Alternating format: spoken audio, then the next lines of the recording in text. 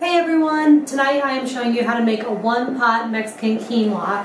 This is going to be our dinner tonight. It is quinoa, corn, black beans, fire-roasted tomatoes, with some lime juice and avocados, and of course some other things, but the avocado is my favorite part.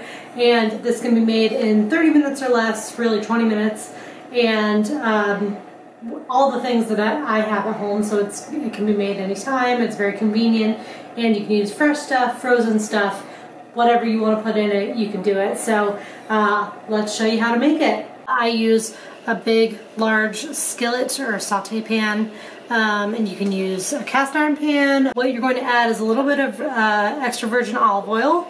So in your saute pan, you start with just some garlic and some olive oil, and you cook that for a few minutes until it gets fragrant.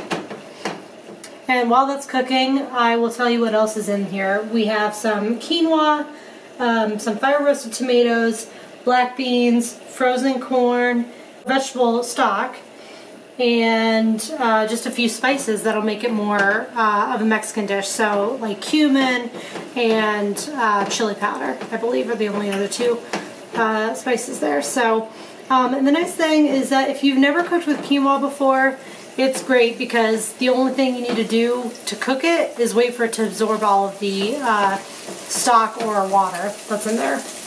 Okay, since that's all getting fired up and ready to go, I'm going to add some things to it.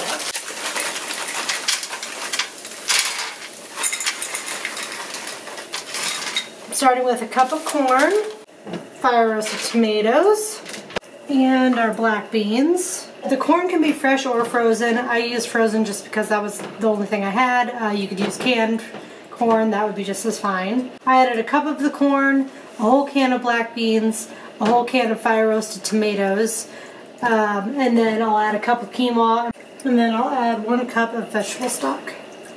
And if it gets too thick and you need a little bit more, I always make a little bit more vegetable stock just in case. And bring that up to a boil. And obviously you can see it's boiling here, so I'm adding about a teaspoon of chili powder and a half teaspoon of cumin.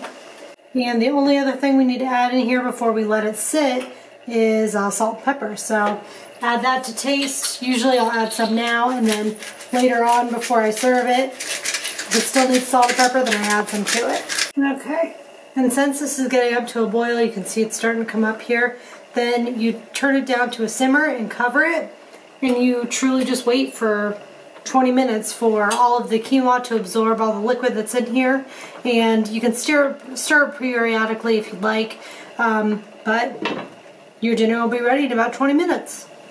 And 20 minutes later, this is what it looks like, and you can see all the liquid's been absorbed here, and the quinoa has bloomed, so it's gotten a lot fatter than it was when we first put it in. And the only thing we have to do is, I did taste it to see if it needed more salt and pepper, which it did, so I added some more.